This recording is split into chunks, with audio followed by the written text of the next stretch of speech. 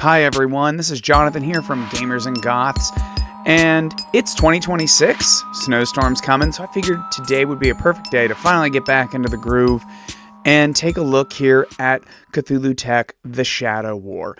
I got this book, the PDF, and the actual physical book around Thanksgiving, and I realized I hadn't really delved very deep into it. So today I thought I would share with you a little bit of a deep dive into one of the Tagers, which is the creatures you end up playing. You're essentially a human who is bonded with a monster from beyond time and space. It becomes your kind of venom suit as you fight against the mythos creatures that are trying to essentially destroy the world in this near future setting.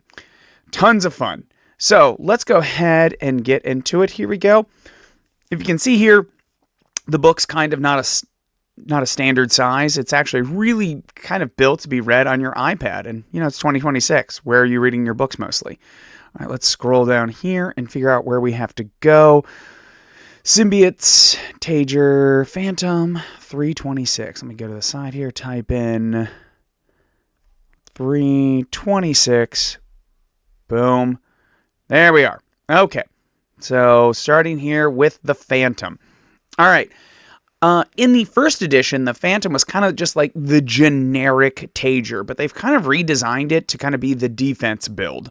So it says here, if you're attracted to supporting and protecting others, you may enjoy playing the Phantom. I do like the idea that they kind of just talk to you just straight up. This text right here, all the little sidebars are actually extremely helpful. Now, normally I don't like a bunch of sidebars, but that looks pretty good. So it kind of explains like, hey, who would bond with a Phantom? So essentially you go through this ritual. I think it's called the Rite of Union. That has to be done when the stars are right and all that. And then you can join with this creature. But who typically joins with a Phantom? Well, they got some examples here. Let's take a look here. The teaching assistant who focuses on making the classroom more effective. There you go. Cool. They got a couple different ideas here. Character design recommendations. Let's take a look here.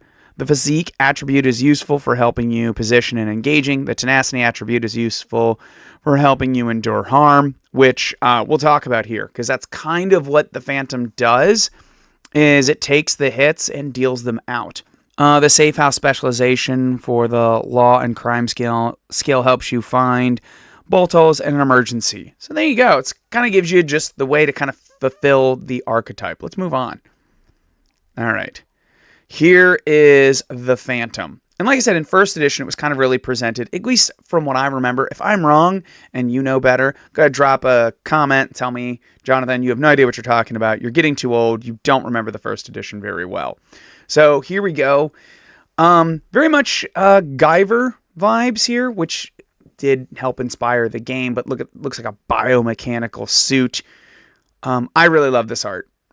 There is one Tager that I do not like because of the art. The rest I think are awesome, and I will maybe make a video about how much I hate it, and you all can tell me how much I'm just crazy for hating it.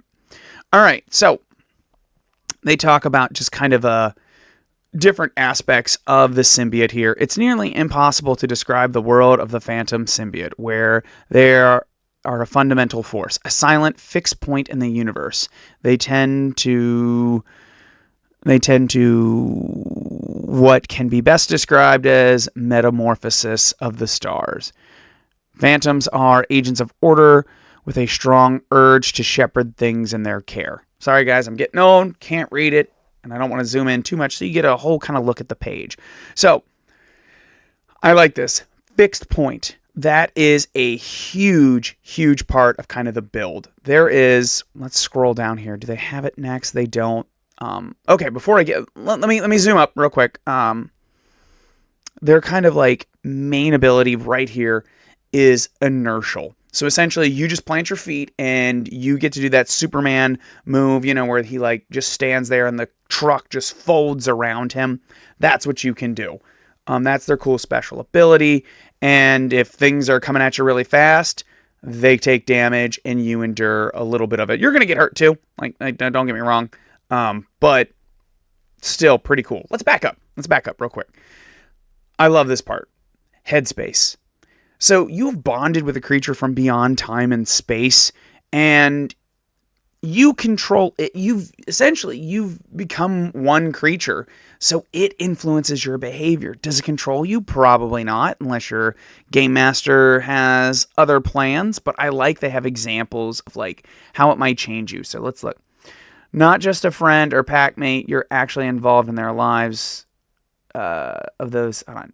You're not just a friend or pack mate, you are actually involved in the lives of those in your ecosystem. I like it. It's not the people around you, it's your ecosystem. For all of that means. Let's look at this here. You only kill when necessary and most likely don't enjoy it. For some obtuse reason, you now hate the smell of lavender. Just little stuff. You pick it. They say pick one, but you can pick probably even more or create your own. I like that. I really do like exploring this idea of, in this kind of action Cthulhu anime world, you know, even though it's definitely all about, you know, fighting the monsters, like you actually can defeat them, or at least their minions, quite readily if things go out very well. But like, how does it change you? And that's really cool. Let's move on. All right. So, real quick, if you've never played this game before, and if you're kind of an old-fashioned gamer like me, Wildfire through CthulhuTech, the Shadow War, has 3 different ways of playing the game: streamlined, blended, and dynamic. If this is your first time picking this up, unless you were just hardcore, really can get into the narrative play, I suggest you just focus on the streamline. That's kind of your good old-fashioned, you know, these are your class abilities, this is your Tager abilities. Blended's real nice, but dynamics, like, you get to kind of make things up, build your attacks, that's cool. But as you'll see, there is a lot to look here, and this is just one of the Tagers, so I feel like it can get overwhelming. So I don't recommend, on your first read through, really focusing on that. Just focus on the streamline. So here we go. Instar. Oh, so Instar, in case you guys don't know what that means, insects, specifically I breed spiders, Instar refers to how many molts they've had. So I like that. So as you go up in Instar, as you've had more and more molts, as you've essentially evolved, your stat buffs go up higher and higher. So you get a small buff in mortal form, and then your Tager form, boom, gets even more. So that's cool. Moving on. All right, sorry. We talked about the special ability, Symbiote Bleed. All right, so as you bond with this creature, the first thing, some of its abilities bleed into your mortal form. So with the streamlined, you get the catnap ability, which essentially you can just, you don't require a lot of sleep. But in blended or dynamic, you get to pick whatever you want. That's actually something I think you can easily swap out, even in the streamlined. If someone's like, oh, I like this resilient ability, you gain the toughen and access to the inertial special ability in your mortal form. Also, intoxicants, poisons, and toxins affect you for half as long and as half as much. So you can swap that out easy, not a lot of work. So I think it's cool. So you get some cool powers, and I think you definitely get more as you develop an Instar. Supernatural senses. All Tagers have supernatural senses. This kind of explains the ones that you have.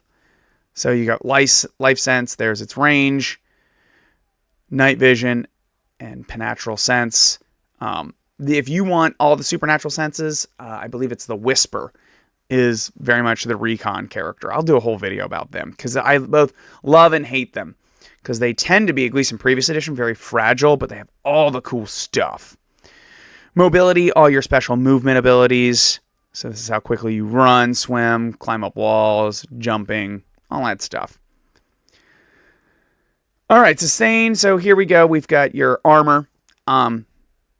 2 armor, which is actually, it seems to be pretty decent. I looked at the Nightmare, got into it, which I'll do a video on. The Nightmare is definitely of the original kind of 4 Tagers from first edition. That's the murder monster. This guy's a little bit more defense, so he does have more armor and a pretty decent regeneration, all things considered. So look at the attacks here. They've got a streamline, blended. We're just going to look over here. So they tell you what they are right here, streamline or blended. This is just your basic swing, arcane blast, and it breaks it down so when you do get further into the game, you can realize, what is this attack? Well, so a basic attack is damage 4 or damage 4 plus 10 range. So those are just your attack with blades and all the other stuff with your quick shots with your arcane blasts. Chest burst, it's damage 6 with a cone of 5.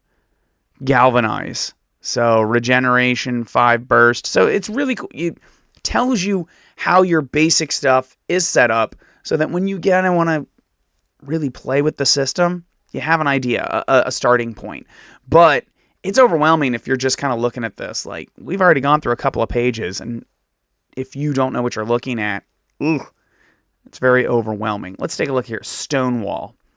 This is the first time I'm really looking at this here.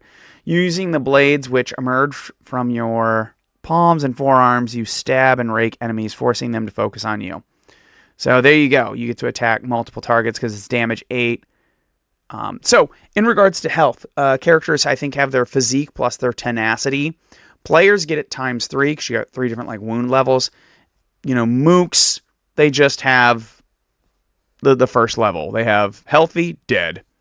But, it's an action game. That makes sense. All right, so here's how you build dynamic attacks and stuff like that. You have access to 7 attack powers. So you've got to figure this out. This uses the charges. So you essentially only have so many per round. I've not really gotten in too much into the blended. It's been way too much. I'm way too busy. So kind of skip that. Signature attack. Yes. This is your kind of, used to be called your limit attack. So you got your tentacle maul here. You get to do it like once every, I think, 24 hours in game. And yeah. So a mass of tentacles bursts out of the Phantom's chest, covering in a cone in front of them. Enemies hit fuel your regeneration, and if a target dies during this attack, the tentacles will drag them back into the symbiote to consume. Love it. How very anime, how very Cthulhu. You get hit by the tentacles, you are consumed by the creature. All right, and here we go. When you've reached, so second instar, intercross form. When you've reached your second instar, you may begin to use your intercross form. So essentially, it's kind of a halfway shift. You don't quite get, because all Tagers have a monstrous appearance. You can't be walking down the street of your arcology in this form. You're going to look like a monster. You're going to get some attention. Intercross form's kind of like that halfway.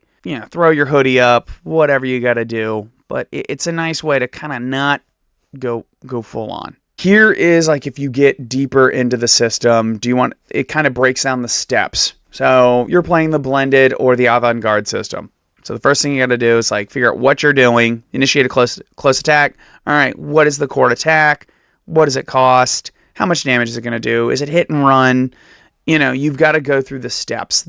And as you can see, there's 4 steps for a melee attack. We've got 4 steps for a ranged attack. It just, to me, feels a little overwhelming. So that's the Phantom, guys. I really like it. I think it's basic enough. It used to be kind of, the generic Tager. Now it's focused more on, a fixed point in time. I really think that's a good way to look at it. It's enduring. It decides this is what I'm doing and nothing can stop me. So you get that inertial ability. You can do that Superman, wreck the train, or whatever other cool thing you're running into, a mech, all that fun stuff. So I'm really excited. Drop a comment below if you enjoyed this. Do you want to see me do a deep dive into more Tagers? Do you want me to talk more about CthulhuTech, the different aspects of it? I know the psychic and sorcerer rules are coming, and I know Wildfire's really interested in having folks take a look at that. Do you want me to reach out to them and see if they'll send me a few like they did in the past? Let me know in the comments. Like and subscribe for more, guys. If you're watching this when it just comes out, stay safe from that snow. See you next time.